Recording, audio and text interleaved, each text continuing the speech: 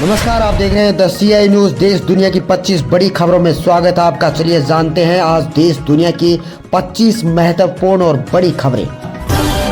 किसानों के बंद को कांग्रेस का समर्थन। आंदोलन के चलते ट्रेनें cancel. Punjab Haryana border seal. पैदल यात्रा कर रहे लोग। सरकारी बसों का चक्का जाम। इस वक्त की बड़ी खबर, सुप्रीम कोर्ट ने 6 साल पुरानी इलेक्टोरल बॉन्ड स्कीम पर तत्काल रोक लगाई। 13 मार्च को पता चलेगा किस पार्टी को किसने कितना चंदा दिया। सोनिया गांधी की इटली में भी फैमिली प्रॉपर्टी। 5 साल में 72 लाख की संपत्ति बढ़ी। 12 बीघा जमीन घटी। उनके पास कार नहीं। राज्यसभा चुनाव के लिए भरे नामांकन पत्र में दी जानकारी।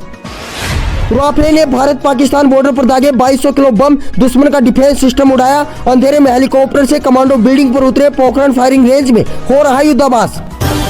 टीएमसी सांसद और अभिनेत्री मिमी चक्रवर्ती का इस्तीफा। टीएमसी प्रमुख ममता बनर्जी को सौंपा इस्तीफा। कहा, स्थानीय नेताओं से मतभेद, राजनीति मेरे बस की नहीं।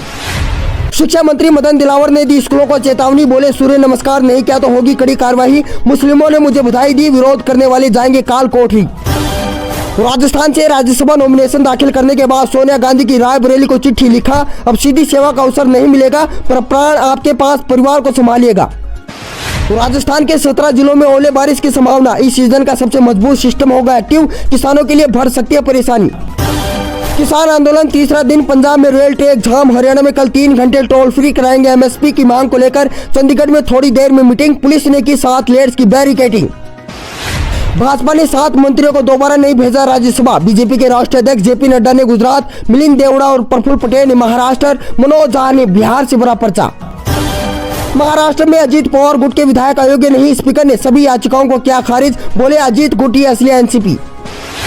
नेशनल कॉन्फ्रेंस जम्मू कश्मीर में अकेले लड़ेगी चुनाव। फारूक अब्दुल्ला के ऐलान के बाद पूर्व मंत्री भाजपा में शामिल। आम आदमी पार्टी, टीएमसी भी दे चुके हैं इंडिया को झटका।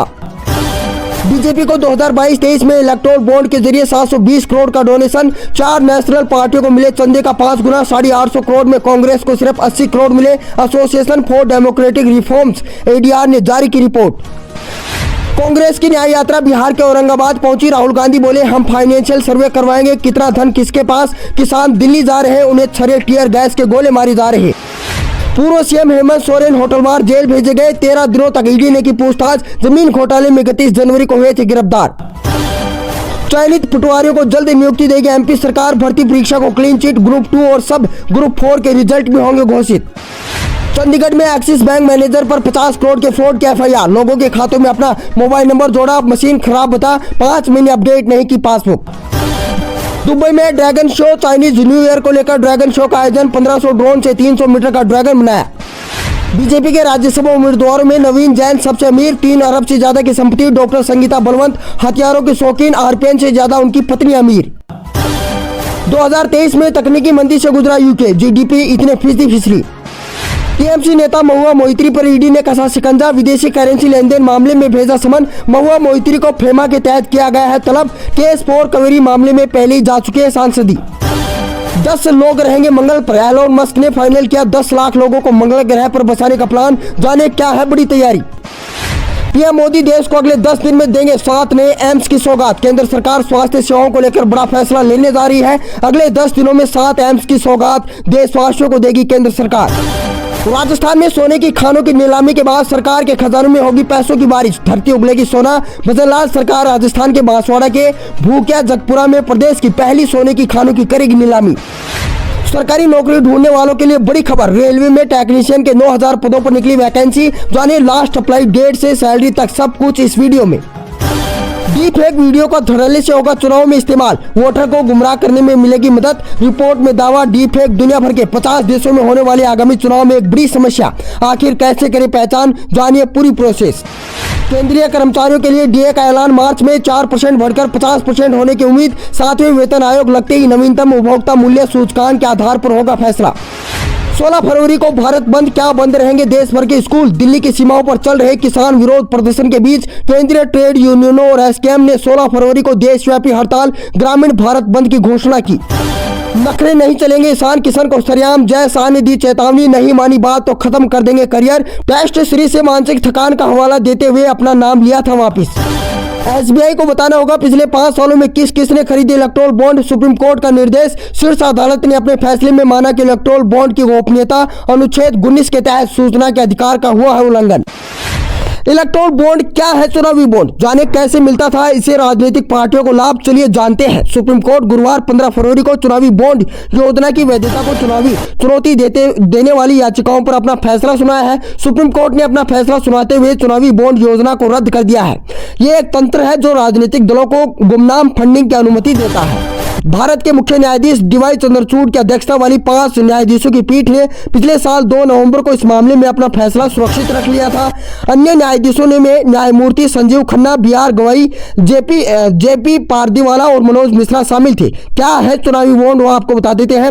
चुनावी बॉन्ड धन उपकरण है जो वचन पत्र या वाहक बॉन्ड के रूप में कार्य करते हैं, जिन्हें भारत में व्यक्तियों या कंपनियों द्वारा खरीदा जा सकता है। बॉन्ड विशेष रूप से राजनीतिक दलों को धन के योगदान के लिए जारी किए जाते हैं।